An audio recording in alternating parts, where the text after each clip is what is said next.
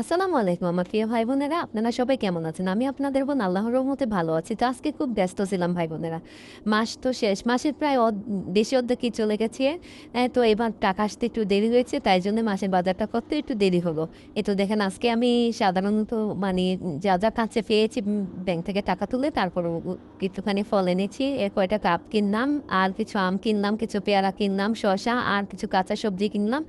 আর তারপরে বাসায় এসে খাওয়া দাওয়া করে আমি চলে গিয়েছিলাম রিকেল বাজার।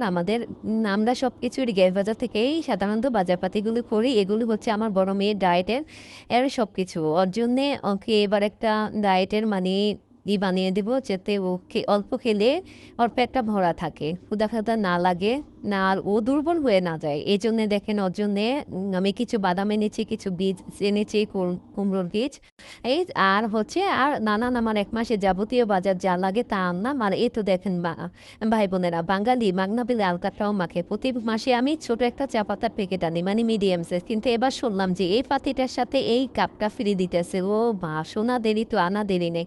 আর আমি সবসময় ডিপ্লোমা দুধের চা খাই, ডিপ্লোমা দুধে আছে ফুল ক্রিম, এই জন্য ডিপ্লোমা দুধটাই আনি। আর এই তো এখানে আমার 1 মাসের যাবতীয় বাজারপাতিগুলি আমি করে আনলাম। আসসালামু আলাইকুম, সবাই ভালো থাকুন, সুস্থ থাকবেন।